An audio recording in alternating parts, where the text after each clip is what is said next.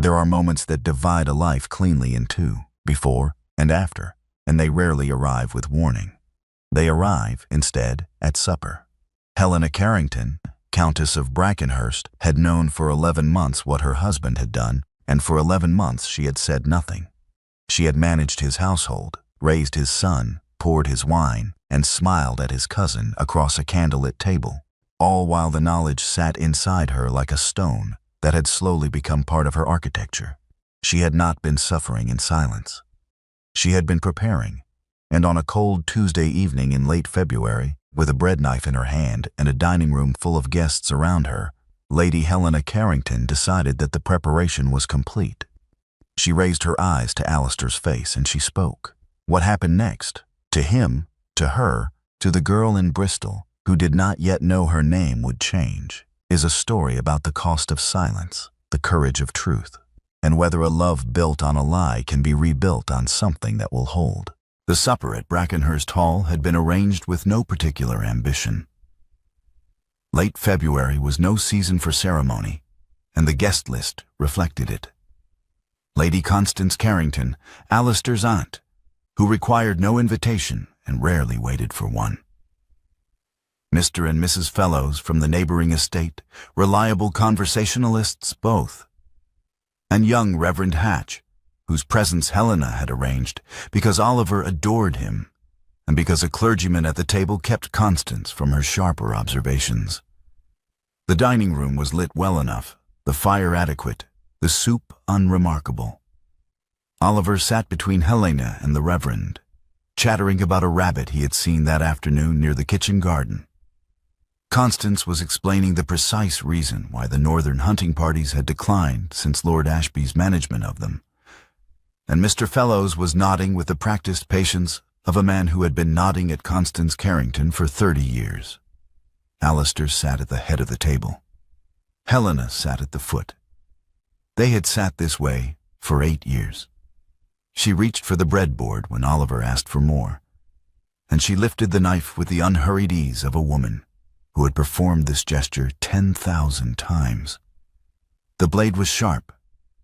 She pressed it through the loaf with slow, even pressure, watching the crust yield cleanly, and then she raised her eyes to her husband's face across the length of the table. She did not raise her voice. She did not alter her expression by a single degree. She simply looked at him and said it, quietly enough that no one beyond him could have heard the words above Constance's account of Lord Ashby's mismanagement. "I know what you did." The knife completed its stroke. A clean slice fell to the board. Constance laughed at something Oliver had said. The rabbit, apparently, had been attempting to eat the parsley. Alistair's wineglass struck his plate. Not a crash, not a shatter. A small, sharp sound. The kind that registers in a room's particular silence between one sentence and the next. The footman standing behind Alistair's chair heard it. Helena heard it. No one else appeared to. She set the knife down, lifted the slice, and passed the bread to Oliver. "Would anyone care for more?" she asked, addressing the table with the ease of a woman whose hands had never trembled. Alistair attempted to answer Mr. Fellows's question about the hunting season. He had been asked whether the East Wood was still worth the effort in March, and it was the kind of question he could have answered in his sleep on any other evening. His voice broke mid-sentence. Not dramatically, nothing so visible as that. A small fracture, a pause where no pause belonged. And then the sentence continued, technically complete, entirely hollow. He set down his knife. He did not pick it up again. The supper continued for another 40 minutes. Oliver ate 2 more slices of bread and described the rabbit's ears in considerable detail to Reverend Hatch. Constance moved from Lord Ashby's hunting mismanagement to the price of coal, which she considered unconscionable. Mr. and Mrs. Fellows agreed that it was. Helena asked Mrs. Fellows about her daughter's progress on the pianoforte, and listened to the answer with every appearance of genuine interest. Alistair spoke twice more, once to agree that the price of coal was indeed unconscionable, once to confirm that the East wood was worth the effort in March. Both times his voice was steady. Both times his hands remained flat on the table beside his unused knife. When the guests had gone and Oliver had been taken up to bed by his nurse, and Constance had retired to the blue room she occupied, whenever she decided to stay the night without consulting anyone, Helena went to her writing room at the end of the east corridor and closed the door. She opened her private journal, a small leather volume that lived in the locked drawer of her desk, and wrote a single line in her precise, unhurried hand. She wrote, "I have begun." She closed the journal, locked the drawer, and went to bed. Alistair did not sleep. He lay in the dark of his dressing room. He had moved there 6 months ago, quietly, on a night when Helena had said nothing, and he had understood that nothing was what she required. And he stared at the ceiling while the fire burned down, listening to the hall settle around him. And he held the 6 words she had said in his mind, and turned them over and over, and could not find a way they meant anything other than exactly what they were. 3 days passed before he came to her. Helena was at her writing desk when the knock came. A single knock, which was unusual.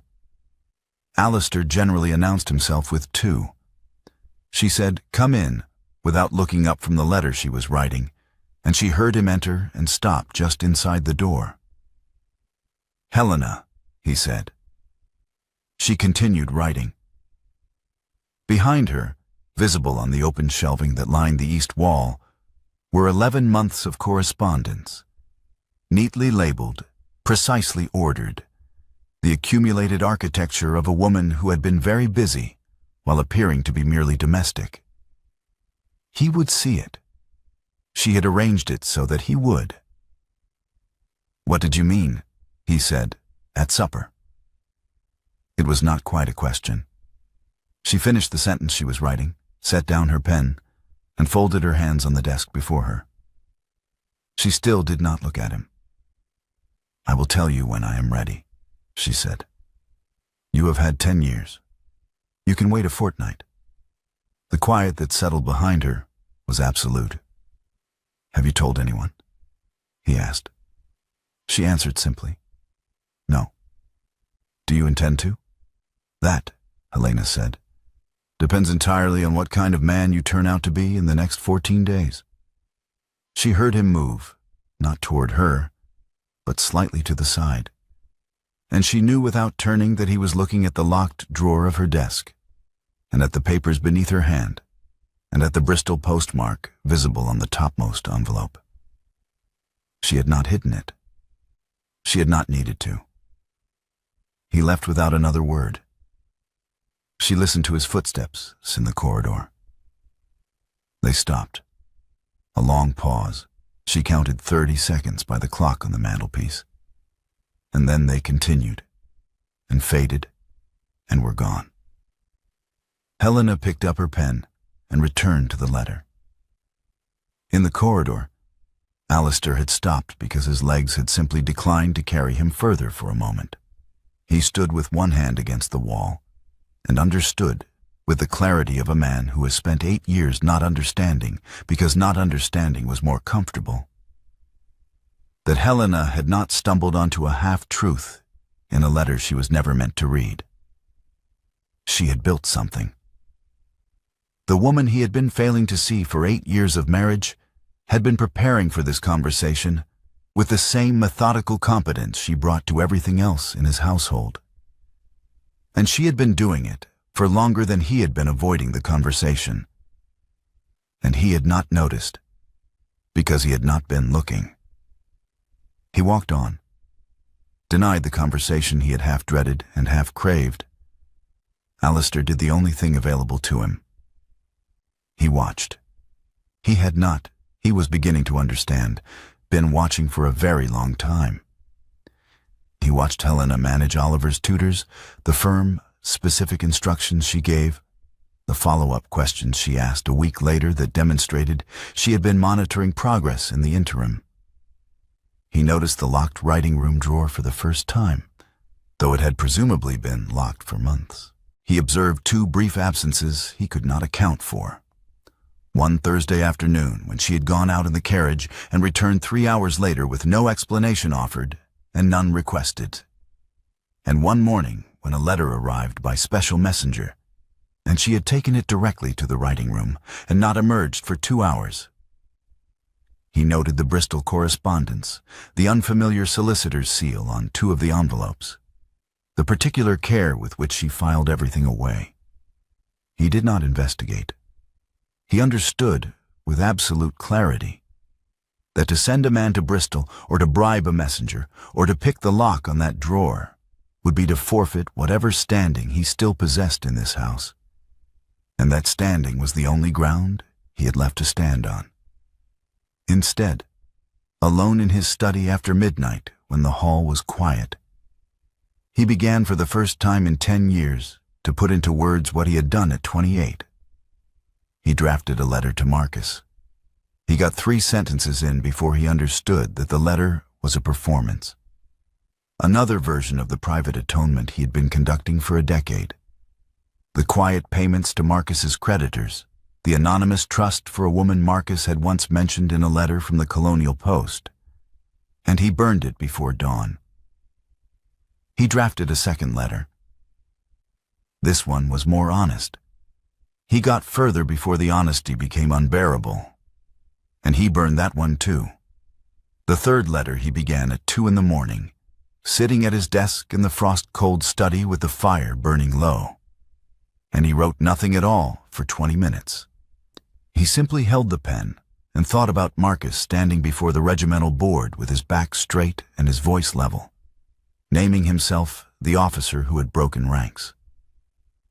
He thought about what that had cost.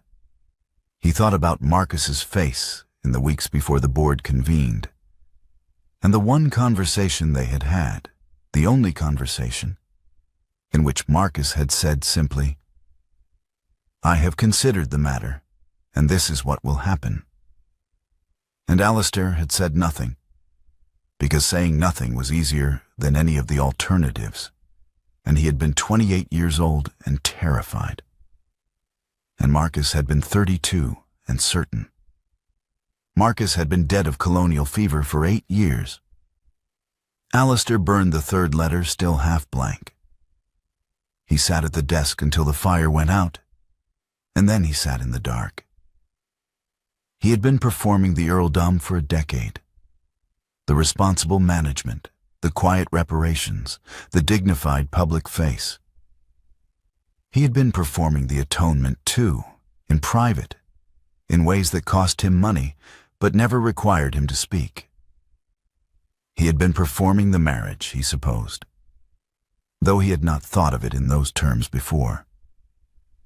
And now a woman with perfectly steady hands had looked at him across a dinner table and said 6 words, and he could not perform any of it any more, because she was watching, and she could see. Helena made her first Bristol trip on a Thursday, and she returned late.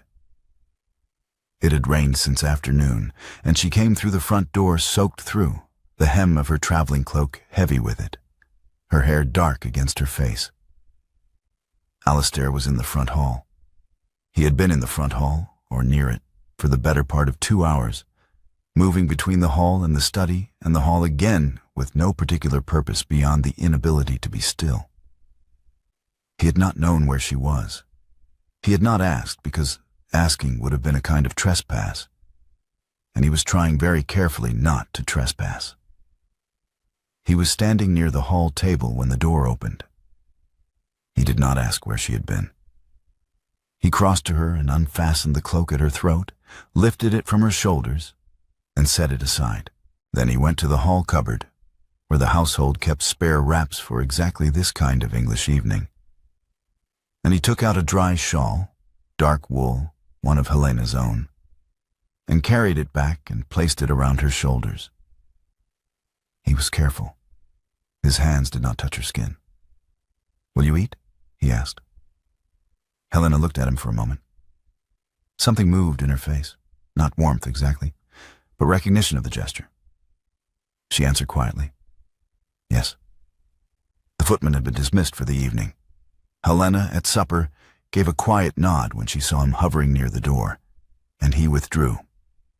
They ate together at one end of the long dining table, the two of them at the corner where the candlelight was sufficient, and the rest of the table stretched away into shadow. Neither spoke. The food was simple, whatever the kitchen had prepared, and they ate it with the careful attention of two people who were using the meal as a reason to be in the same room. When Helena set down her fork, Alistair did not speak. When she rose to leave, he did not follow. He returned to the study and sat with the unlit fire and the dark window, and did not draft a letter or open a book. He thought about the shawl, and the way she had said yes, and whether those two things together constituted anything he was permitted to call hope. He decided they did not.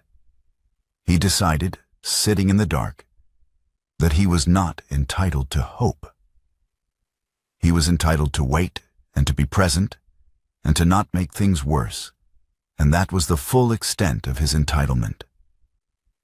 In her room, Helena sat at her dressing table and allowed herself a memory she had been keeping at a careful distance. 8 years ago, 2 months before their wedding, at a dinner at which Constance Carrington had been particularly pointed about Helena's modest origins. The Baron's second son, the reduced circumstances, the fortune that was adequate but not distinguished. Constance had not been cruel in any way that could be named.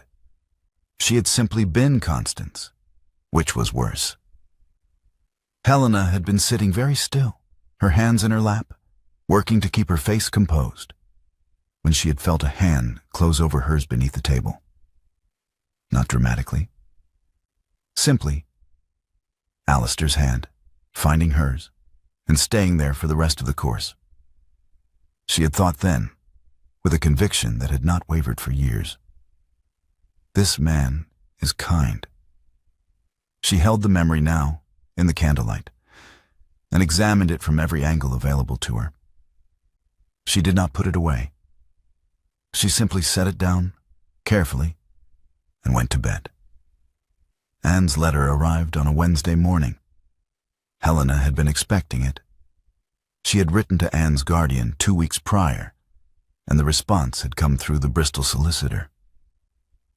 But the sight of the girl's own handwriting on the envelope, careful and slightly uneven, the handwriting of someone who had taught herself, stopped Helena in the act of opening it. She sat down. She opened the letter. Anne did not ask for money. She did not ask for recognition or an explanation or any of the things Helena had been prepared to address. The letter was short, 3 paragraphs, the third one shorter than the others, and it contained one question. Was my father the kind of man who would have wanted me? Helena read it twice. She set it on the desk.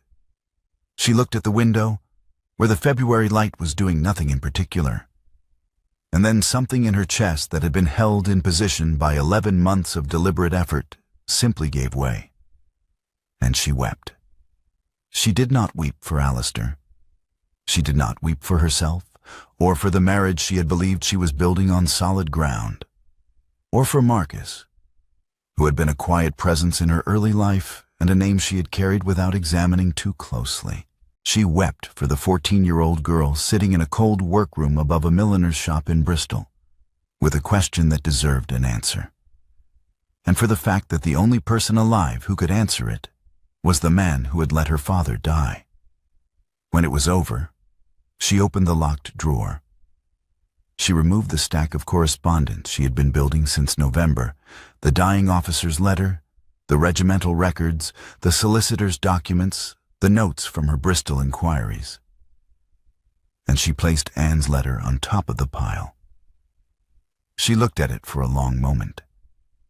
The 2-week deadline had been, until this morning, a question of whether Helena would speak. It was no longer that.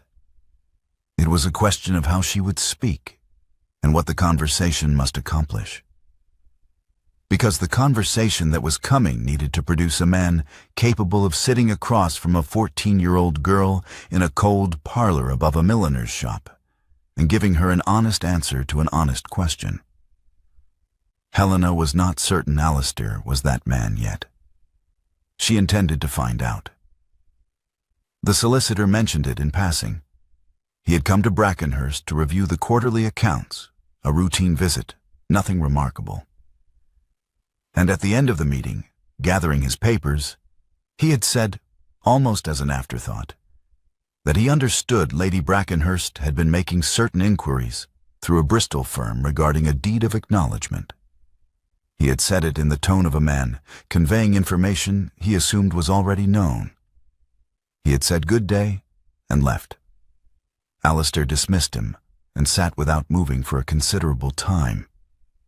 He understood what a deed of acknowledgement was.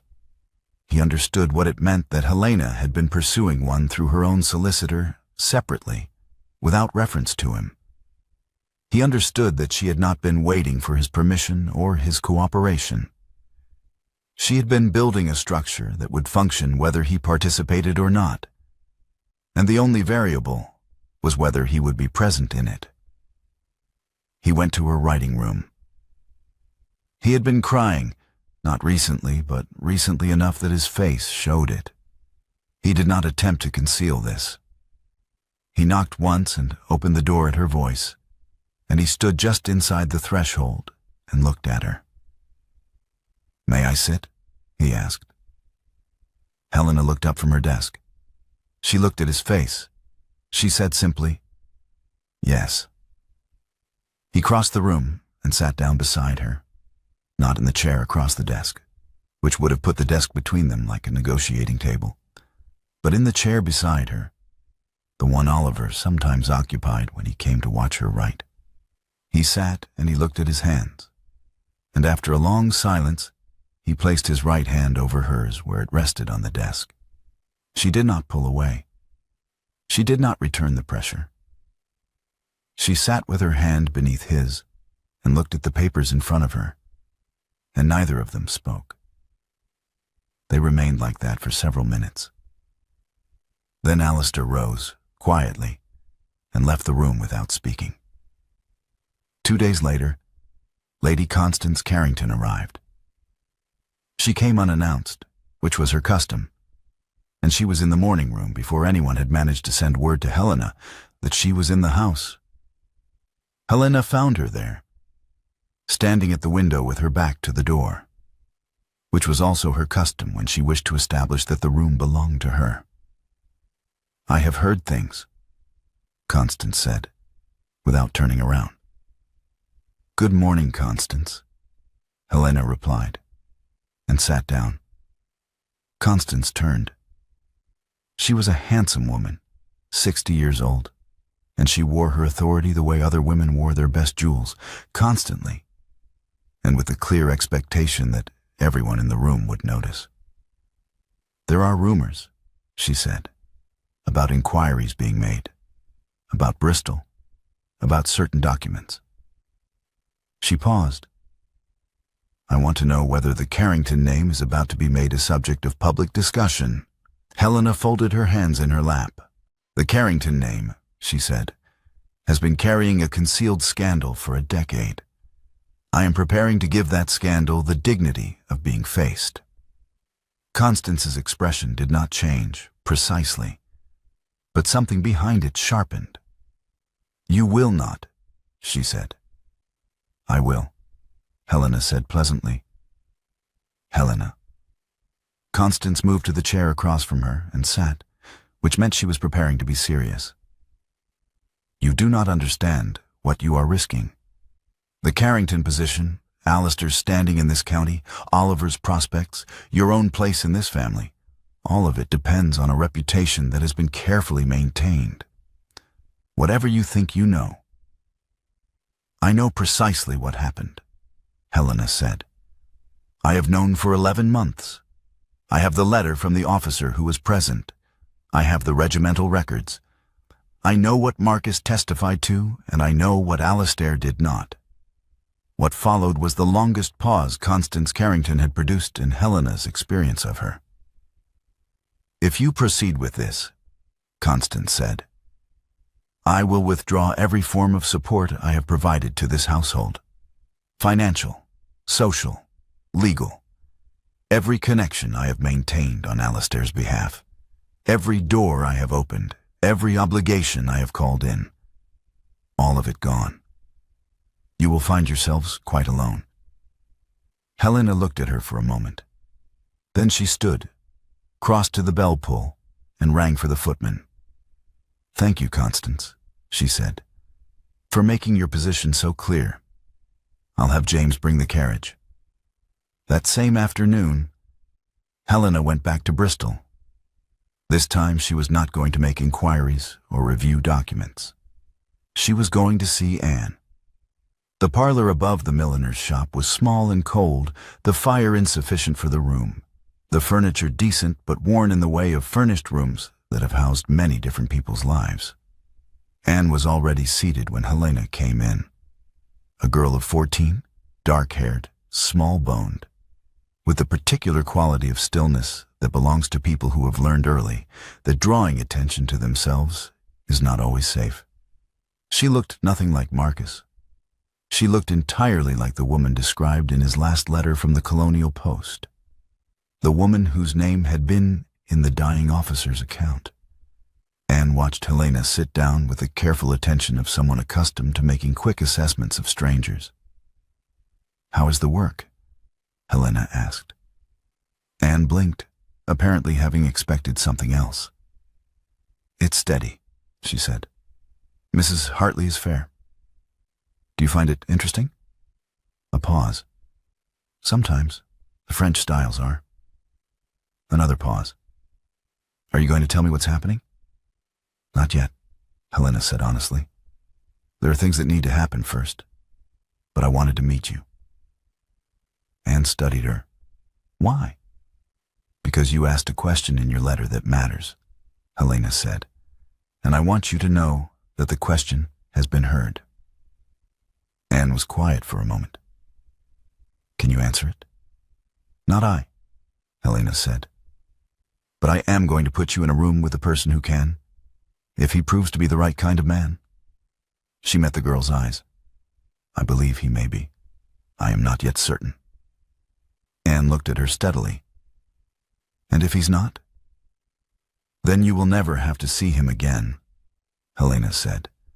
"And the acknowledgement will still be executed, and the settlement will still be yours, because those things do not depend on him being the right kind of man. Only the rest of it does." Anne nodded slowly, as though filing this information in a place she would return to later. She did not ask what the rest of it was. She was, Helena thought, a perceptive girl. Helena returned to Brackenhurst that evening with one decision settled entirely in her mind. Whatever Alistair's response to what was coming, Anne would be acknowledged. The only question that remained open was whether the marriage would survive the acknowledgement. 4 nights before the appointed hour, Oliver woke screaming. It was past 2 in the morning. Helena was out of bed before the sound had fully registered. Her feet on the cold floor, her dressing gown half fastened, moving down the corridor toward the nursery. She was 3 steps from Oliver's door when she became aware of footsteps at the other end of the corridor. Alistair, coming from the direction of the study, still dressed, a candle in his hand. They reached Oliver's door at the same moment and went in together without speaking. The boy was sitting up in bed, rigid with the remnants of whatever dream had taken him, his eyes wide and his breathing ragged. Helena sat on his left side and took his hand. Alistair sat on his right and placed his palm flat against the boy's back. A steady pressure, warm and certain. Oliver looked between them, and some of the rigidity went out of his small frame. "All right," Alistair said quietly. "All right. We're here." They sat like that, one hand each on the child, until Oliver's breathing steadied and his eyes grew heavy, and he slid back down against his pillow and slept. Neither Helena nor Alistair spoke during this time. There was nothing to say that would not have disturbed the boy. They rose together and went back out into the corridor. Alistair pulled Oliver's door almost closed, and they stood in the dark with the candle between them, and Helena looked at her husband's face in the unsteady light. "Tomorrow night," she said. "Your study. Midnight." Alistair looked at her. She held out her hand, and he took it. Both of them holding the gesture for the length of one breath, one complete inhale and exhale. And then she stepped back. "Good night," she said, and went inside. Alistair stood in the corridor until the candle in his hand burned down to the holder and went out. She came to his study at midnight. The fire had been built up. She had sent word to the housekeeper that the study would be in use late, which had caused no comment, because Helena Carrington's instructions never invited comment. The room was warm and lit, the frost working at the window glass, and Alistair was standing when she entered, which meant he had not been able to sit. Helena placed 3 things on his desk. The first was a letter, a single page, the handwriting shaky with illness, the date 18 months old. She had carried it since November. "This is from a Captain Aldous Vane," she said. "He was at the court-martial. He was dying when he wrote it, and he wrote it to me because he had known Marcus at school and because he believed someone in the family should know what actually occurred. He asked me to decide what to do with the knowledge." She set it down. "I decided." The second was a folded document, several pages, official in character, bearing a regimental seal. "These are the records of the board. Marcus's testimony is recorded on the 3rd page. He testified alone. There is no record of any other witness, any corroborating account, any second officer present at the moment described. The board accepted his account because Marcus was known to be a man of unimpeachable character." She placed it beside the letter. "They accepted it because he had earned that reputation over 12 years of genuine service, and he spent it in one morning to protect you." The third was a sealed envelope, smaller, lighter, the handwriting careful and slightly uneven. "This is from Anne," she said. "I have not opened it. It is addressed to you." Alistair looked at the 3 objects on his desk. He did not move. "I am going to tell you what you did," Helena said. "Not because I am angry, though I have been, and not to punish you, because punishment is not what this is. I am telling you because the silence is what has corrupted everything we built together. Every room in this house has been shaped around a thing we could not name, and I am not willing to live in those rooms anymore." She paused. She had rehearsed none of this. She had thought about it for 11 months, and then she had trusted herself to speak. "At 28 years old," she said, "you panicked under fire. You broke ranks. Your brother, who commanded the regiment and who loved you, stood before a military board and named himself the man who had done what you did. He was stripped of his commission. He was sent to a colonial post.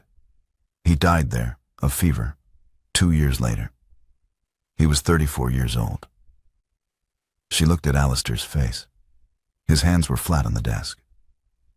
"He had spoken of me to you. You knew that.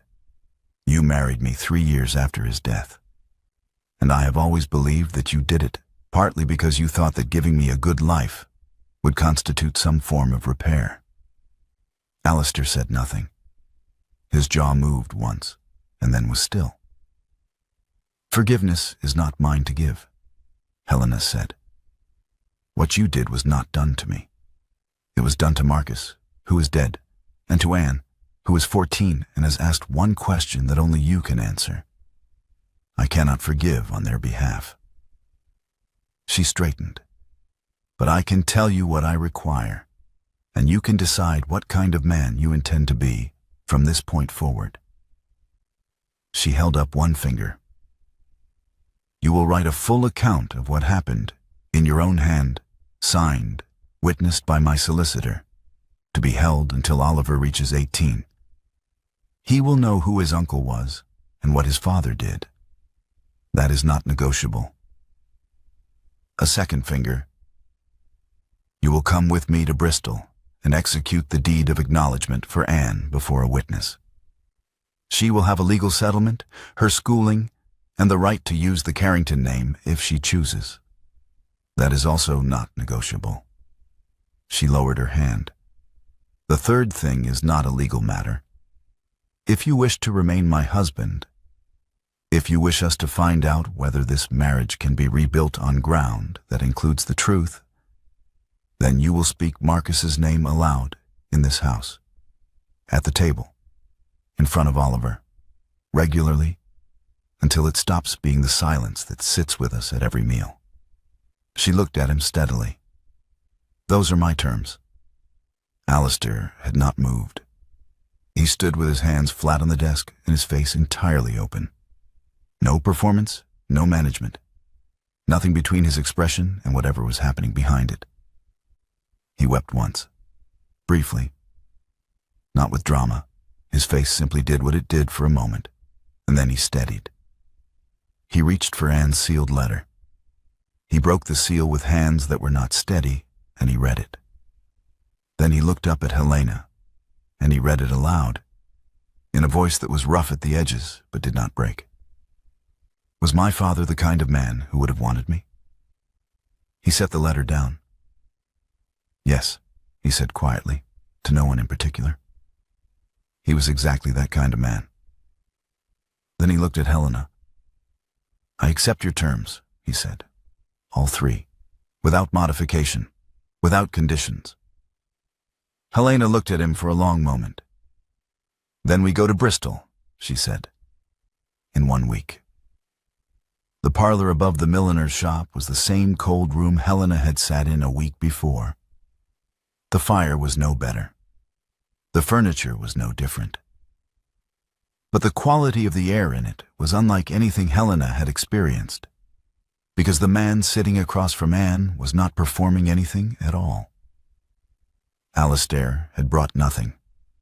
No solicitor to speak for him, no gifts, no prepared remarks. He sat in the chair across from the girl, and he looked at her, and she looked at him.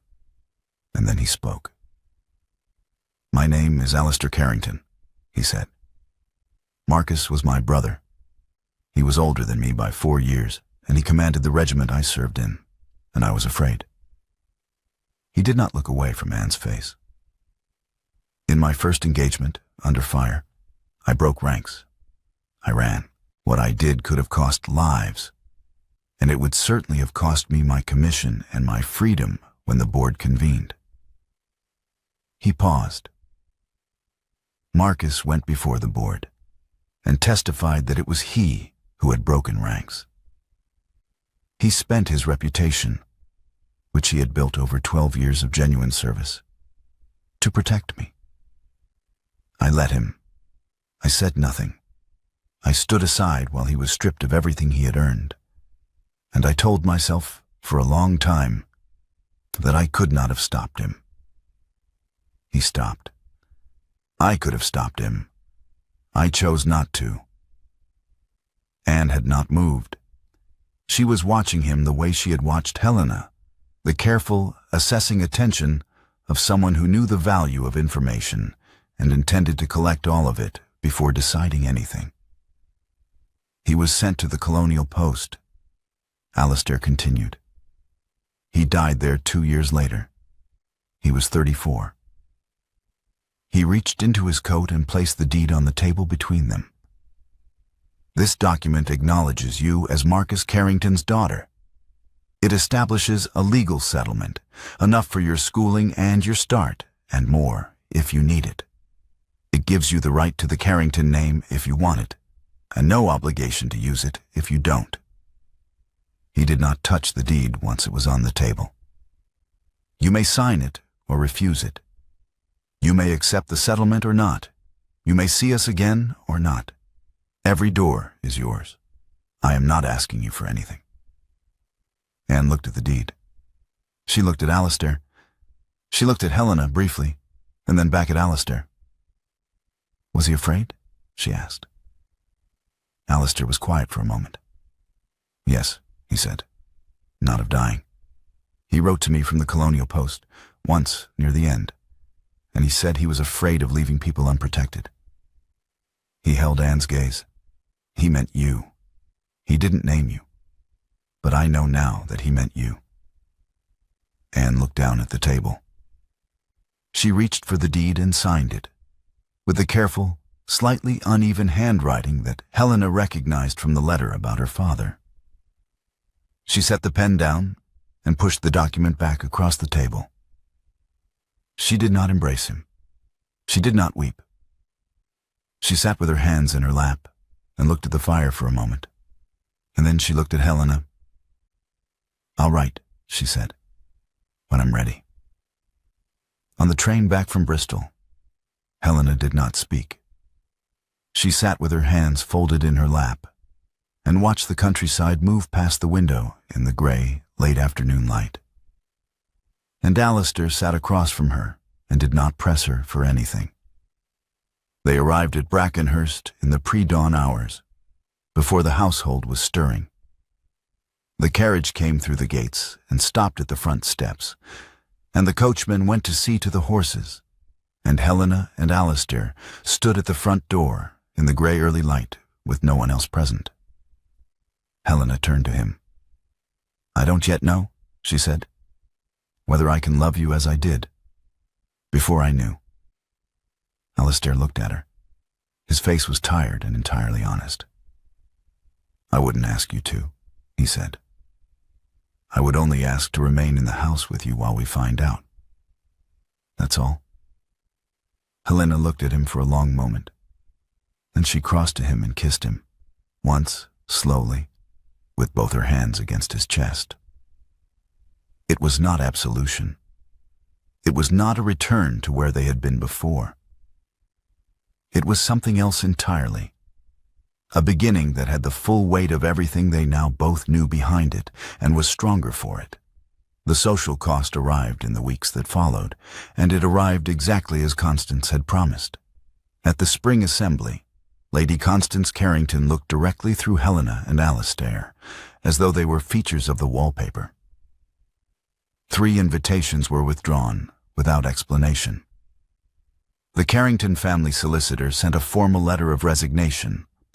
Helena's solicitor, a capable man from Bristol, took his place without ceremony. Alistair bore all of it without complaint, which Helena noted. He did not minimize it, or pretend it was less than it was, or suggest that she had brought it upon them. He simply bore it. 6 months on, Helena passed the open door of Oliver's room one evening and stopped. Alistair was sitting on the edge of the bed, reading aloud from a book, a small volume, blue cloth cover, the spine worn with age. Oliver was propped against his pillow in his nightgown, listening with the focused attention he brought to things that genuinely interested him. Alistair paused at the bottom of a page, and Helena heard him say, quietly and without particular ceremony, "This was your Uncle Marcus's favorite chapter." Oliver looked up. "Who is Uncle Marcus?" Alistair set the book down on the coverlet. He sat for a moment, finding the words. "Uncle Marcus was my brother," he said. "He was a very brave man.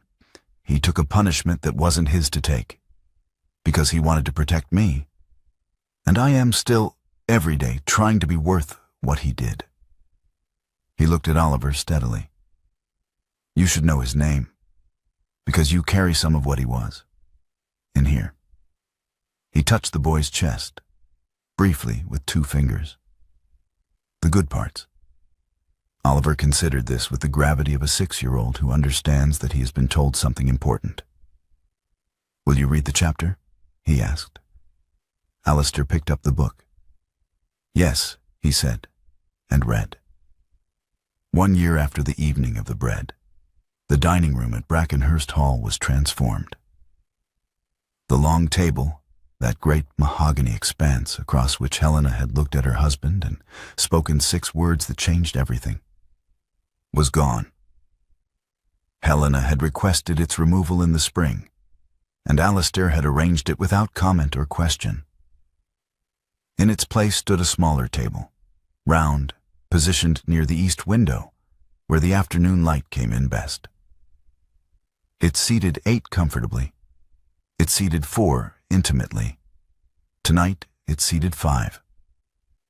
Anne, 15 now, attending school in Bristol on Alistair's settlement, was visiting for the holiday.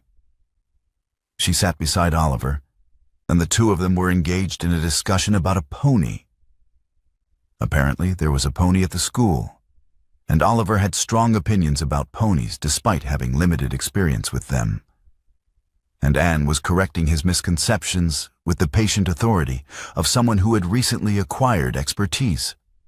Oliver accepted the corrections with a 6-year-old's generous equanimity and asked a follow-up question that made Anne laugh. A genuine laugh, unguarded. The laugh of a girl who had not always been certain she was allowed to take up space. "My cousin Anne knows everything about ponies," Oliver announced to the table, in the tone of someone sharing information of general importance. Alistair, at Helena's left, reached for the wine. Helena, at Alistair's right, was already looking at Anne's face when she laughed, and she allowed herself, quietly, to feel the weight of what the year had cost and what it had produced, and to find that the second outweighed the first.